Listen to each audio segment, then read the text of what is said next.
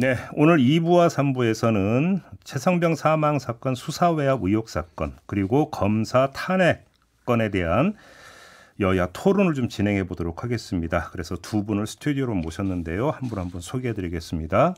먼저 국민의힘 법률자문위원회 부위원장을 맡고 있는 윤기찬 변호사 모셨습니다. 어서 오세요. 네, 안녕하세요. 윤기찬입니다. 네, 그리고 더불어민주당 법률위원회 부위원장을 맡고 있는 조상호 변호사 모셨습니다. 어서 오세요. 예, 안녕하세요. 두 분은 구면이시죠?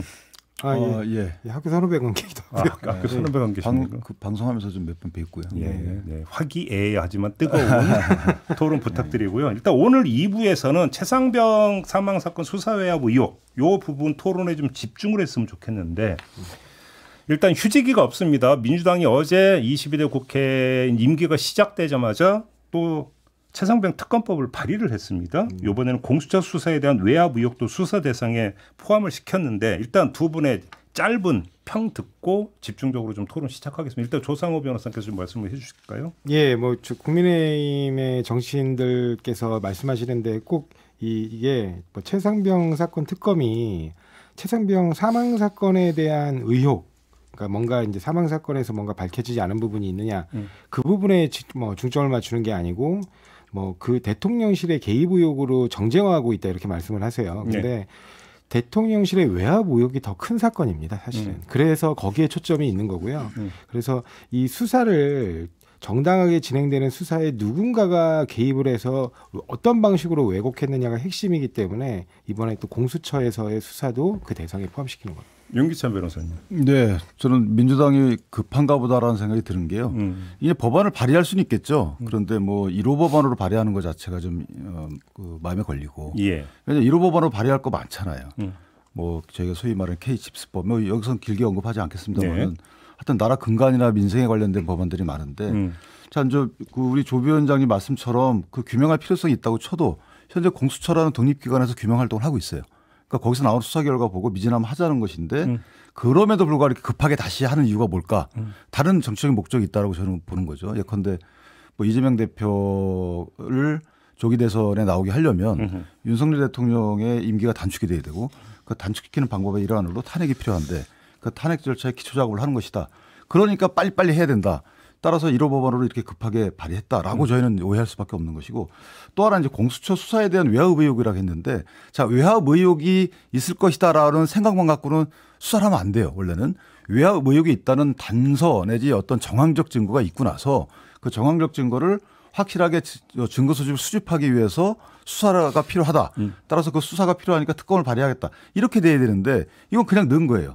그러니까 이게 결국은 이것도 마찬가지로 특검법이 필요하다는 이유는 뭐냐면 공수처 수사가 제대로 안 될 것이다. 그 이유는 외압이 있었다. 그러니까 특검법 이걸 넣고 특검법을 정당화하는 순환 논리에 빠진 거죠. 알겠습니다. 제가 한 말씀만 드리면 공수처에 대해서 원래 그 대행이 김선규 부장이에요. 1부장. 그 김선규 1부장이 원래는 사임을 했다고요. 근데 사임서가 갑자기 수리가 안 되고 다시 복귀를 하고 거기서 이제 1, 3부 사이에 이제 뭐 알력과 그 서로 간에 뭐 어떤 이제 문제가 생기는 그런 과정들이 있었고요. 그리고 실제로 공수처가 그러면 제대로 수사를 하고 있느냐? 일단 인력이 부족해서인지일 거예요. 그런데 인력이 부족해서인지는 몰라도 재판의 속도조차 못 따라가고 있습니다. 지금 우리가 알고 있는 많은 이제 밝혀진 사실관계들은 마치 공수처가 수사해서 막 그렇게 수사의 중간 과정들이 밝혀지는 것처럼 얘기하시지만 그게 아니고 다 재판 과정에서 나온 얘기입니다. 그러면 잠깐만요. 어떤 말이 여기 나왔으니까 그러면 좀 이따 드리려고 했던 질문을 당겨서 먼저 드리고 그 파트는 좀 마무리했으면 좋겠는데 공수처가 작년 11월에 윤석열 대통령과 이종섭 당시 장관 간의 통화 기록을 확보를 했음에도 불구하고 압수수색을 안 했다. 이것도 지금 논란거리로 부상을 했는데 이것도 그럼 하나의 그 정황적 증거가 된다 이렇게 보시면 예, 맞습니다. 왜냐하면 지금 현재 대통령실이 전혀 수사가 진행이 안 되고 있어요. 네. 사실은 이 주변을 수색하다 보니, 그러니까 수사를 하고 압수수색을 하다 보니까 거기서 대통령실과의 접점이 드러난 것이지. 알겠습니다. 그렇게 되면 보통은 당연히 대통령실도 압수수색 대상으로 포함시켜서 물론 거기가 이제 국가 중요 보안 시설이니까 기관의 장애 허락을 받아서 이미 제출 형식으로 압수수색이 진행이 돼야 되는데 그 시도조차 하지 않고 있다. 알겠습니다. 윤기찬 변호사님. 근데 이제 이게 저희가 정확히 봐야 될 것이 자, 정치적인 생각이나 견해 갖고 이 사안을 보면은 좀 문제가 있다. 왜냐하면 자, 대통령과 이종섭 장관, 대통령실과 이종섭 장관 간의 관계가 하나 있는 거고요. 그다음에 이종섭 장관과 박정호 수사단장과의 관계가 하나 있는 거예요. 어느 쪽에서 어떤 문제가 생겼는지 모르는 겁니다. 그런데 만약에 또 그것이 문제인지도 모르겠고 그러나 대통령실과 이종섭 장관과의 관계가 만약에 법리상 문제가 없다. 그럼 수사할 필요가 없는 거예요. 그럼 압수수색 받을 필요도 없죠. 그러니까 법리상 문제가 직권남용죄에 해당한다. 이런 행위가 있었다면 그럼 그 있었는지 여부를 확인하기 위해서 어떤 정황적 증거를 첨부해 소명자료를 첨부해서 압수수색을 하는 거죠. 그러니까 예를 들어 공수처가 이렇게 판단했을 수 있죠. 이 대통령과 이종섭 장관 간의 관계는 어떤 내용의 대화가 오갔는지 모르겠지만 일반적인 업무 지시 관계라 그러면 여기는 범죄 혐의가 없다. 이렇게 볼 수도 있는 거예요. 그렇기 때문에 여기에 대해서는 다른 수사 단서가 나오지 않는 한 압수수색 영장을 신청해도 기각당할 것이고. 알겠습니다. 그렇게 판단할 수도 있는 거기 때문에 이거를 통화 기록이 나왔는데 왜 압수수색을 안 했느냐. 저는 이거는 앞뒤가 안 맞는 거예요. 알겠습니다. 일단 그 주제는 여기서 일단 잠깐 쉼표를 찍고요. 자, 수사 외압이라고 범위를 좁히면 윤석열 대통령과 이종섭 전 장관이 통화를 한 기록이 나왔다. 네. 그러면 이 기록이 갖고 있는 의미가 외압의 꼭지점에 윤석열 대통령이 있음을 보여주는 하나의 정황이다. 이렇게 보시는 겁니까? 아니, 기본적으로 그거 이전에 이미 여러 가지 정황상 대통령의 꼭지점이다라는 부분은 나와 있어요. 왜냐하면 대통령실에서 양측에서 움직여요. 어디서 움직이냐면 안보실의 그러니까 임종득 2차장, 안보실 2차장이죠. 임종득 2차장과 공직기관 비서관이 움직여요. 근데 공직기관 비서관은 대통령실 그러니까 비서실 소속입니다. 네. 그리고 임종득 2차장은 안보실 소속이에요. 안보실과 비서실을 동시에 움직일 수 있는 사람은 대통령밖에 없어요. 그리고 그런 여러 가지 정황과 과정에서 비춰봤을 때 대통령께서 직접 어떤 부분에 대해서 부적절하게 개입한 거 아니냐라고 이미 그림은 그려져 있는 상태에서 네. 대통령이 직접 지시를 추단할 수 있는 통화 기록이 나온 겁니다. 그리고 이런 통화 기록이 나올 때 통화 내용까지는 우리가 확인이 안 되잖아요. 그래서 보통은 그때 어떤 방식으로 수사를 구성하냐면 통화한 그 전후 시점에 또 누구랑 통화했는지를 봐요. 그래서 이게 통화가 어떠한 연결점과 프로세스로 진행이 됐는지 거기에 더해서 그때 벌어진 객관적인 다른 사실들, 예를 들면 장관의 구체적인 지시로 어떤 조치가 이루어졌다거나 그런 부분들이 다 연결돼서 보면 그림이 전체적으로 나오거든요. 그런데 지금 대통령실 수사가 이루어지지 않고 있어요. 윤기찬 변호사님 반론해 주시면. 근데 이게 수사라는 제가 거듭 말씀드리지만 이게 불법 행위 있다는 정황적 증거가 나오고 그다음에 그거를 어떤 입증하기 위해 수사를 하는 거예요. 그런데 예를 들어서 우리가 보고를 받잖아요. 보고받는 의미는 뭘까요? 보고받고 문제가 있으면 지시를 하겠죠. 그래서 보고를 하는 거 아니겠습니까? 그냥 알고만 있어라 이건 아닐 거예요.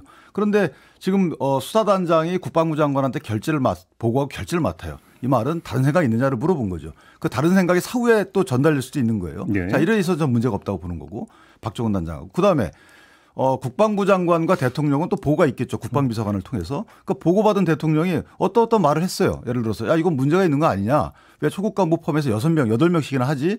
초급 간부가 무슨 죄가 있어.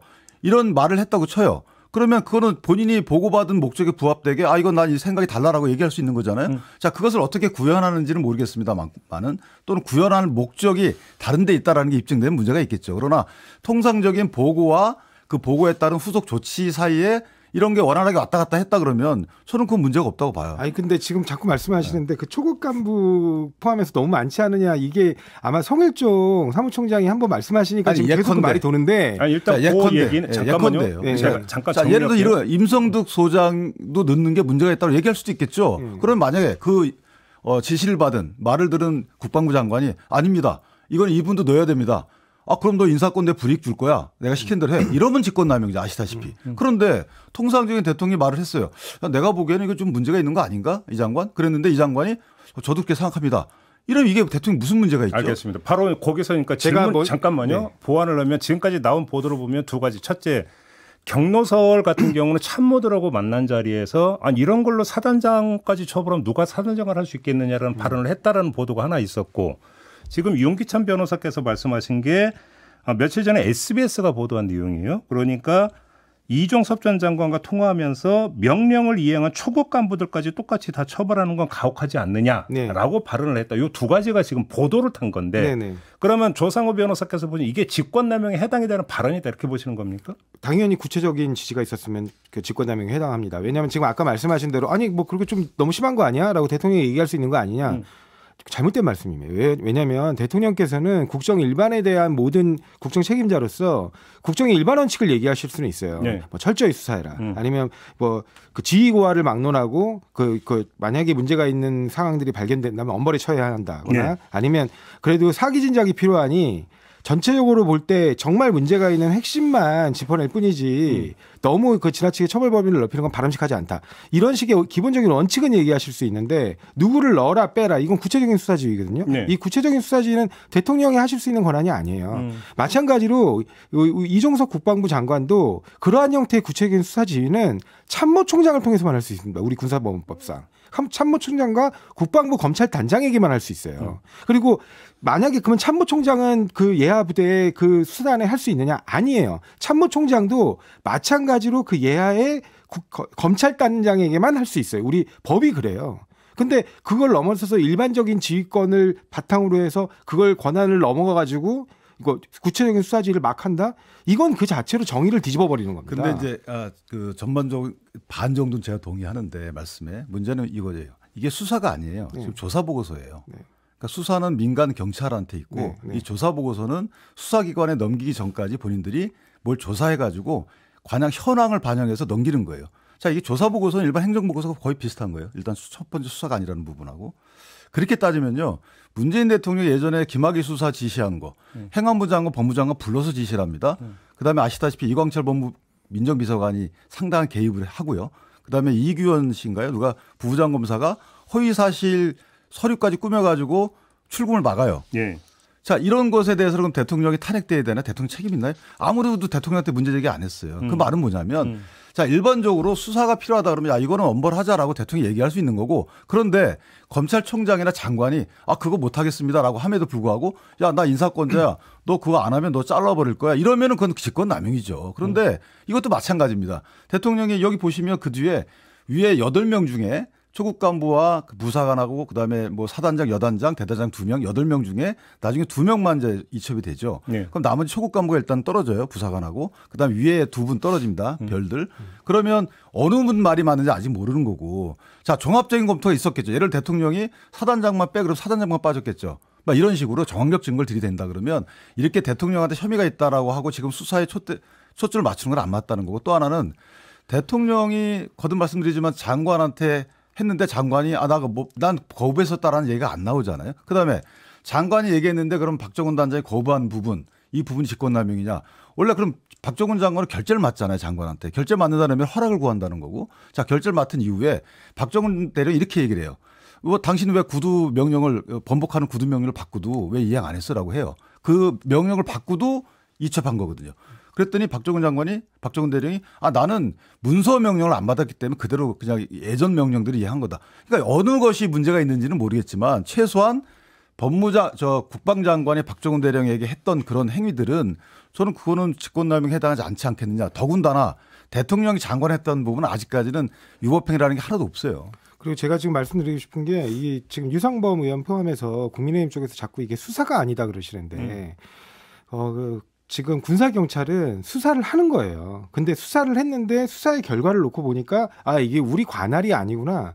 그러면 다른 데로 사건을 갖다가 송치합니다. 이게 이첩하는 거죠. 그러니까 마찬가지예요. 지금 우리가 만약에 누군가를 고소고발을 했거나 아니면 이제 어떤 범죄 행위를 갖다가 경찰이나 검찰이 인식을 했어요. 그래서 막 초기 수사를 합니다. 수사를 막 해가지고 혐의 대상자도 특정하고 혐의 사실을 정리를 해요. 정리를 해서 보니까 이거 고위공무원이네. 이거는 공수처가 1차 수사권이 있는데 그럼 어떻게 합니까? 그 사안의 내용들을 다 정리해서 1차 수사를 마친 부분을 그쪽으로 이첩을 하는 거예요.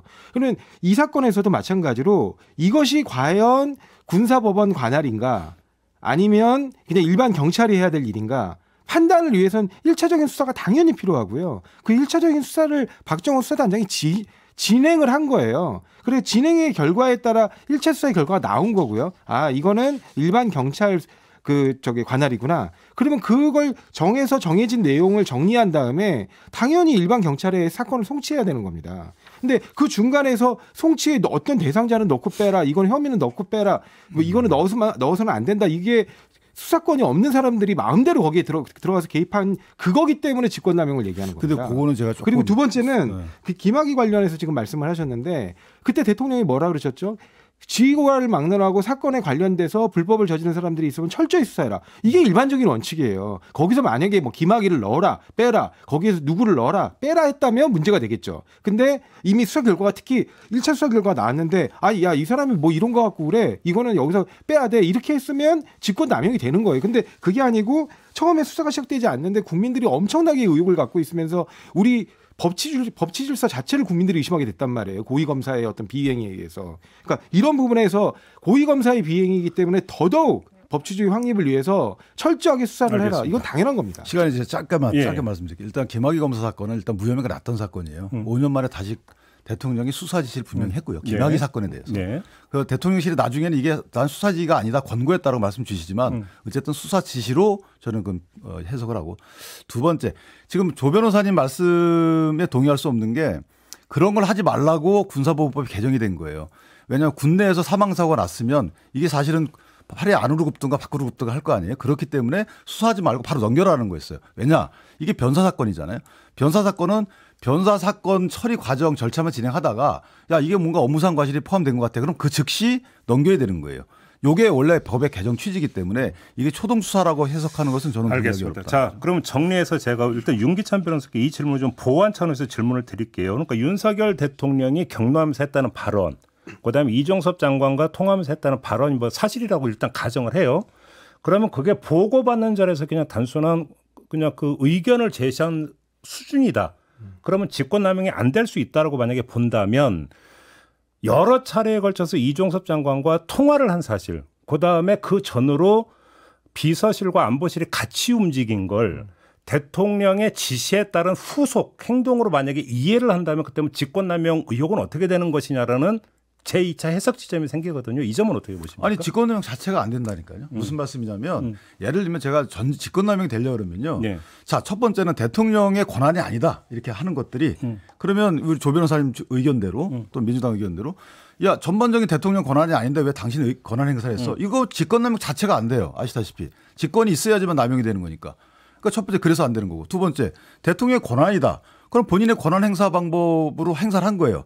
그런데 제가 말씀드렸듯이 그 권한 행사 중간에 그 구체화하는 분이 이종섭 장관이 나 그거 못하겠습니다. 내 생각은 다른데요.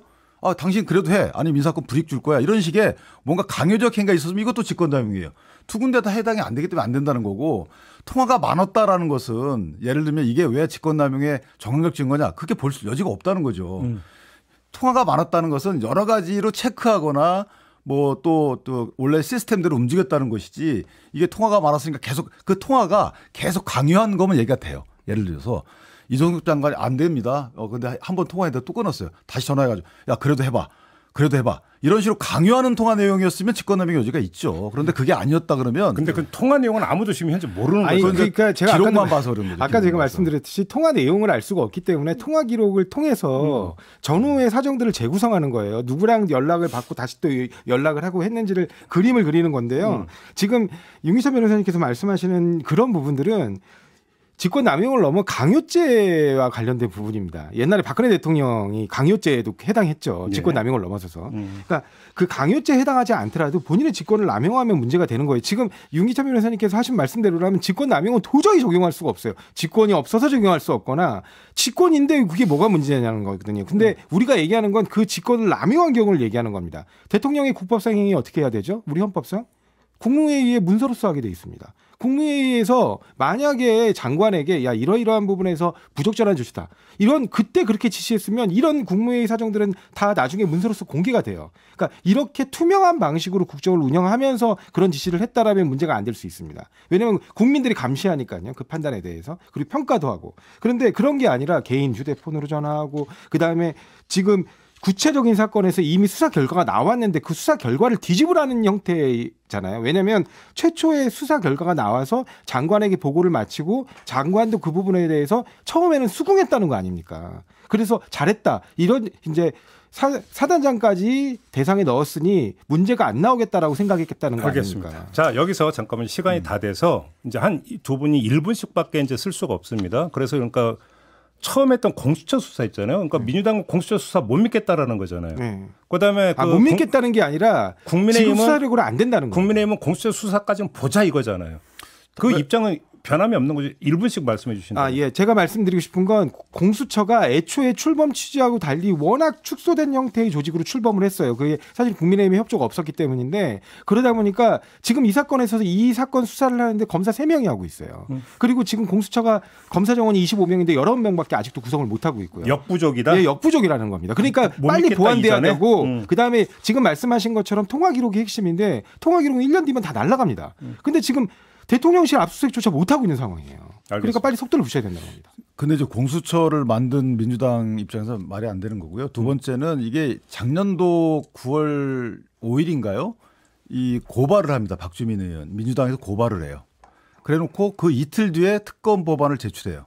그러니까 공수처의 수사 능력 때문에 이 특검을 자꾸만 주장하는 게 아니라는 방증이죠. 그 말은 뭐냐면 공수처를 고발해놓고 그다음에 특검을 통해서 아까 거듭 말씀드린 대통령의 탄핵을 추구하는 거 무조건 여러 가지 그쪽 다 몰아가는 거죠. 지금 통화를 몇 번 했다. 그다음에 통화한 사이에 이런 일이 있었다라는 것 갖고 뭐 어떤 그 혐의가 적용된다 그러면 대한민국에 판결이 있을 수가 없는 거죠. 알겠습니다. 자, 일단 첫 번째 주제로 최상병 사망 사건 수사 외압 의혹 사건에 대한 두 분의 토론 진행을 했는데요. 여기서 일단 잠시 끊겠습니다.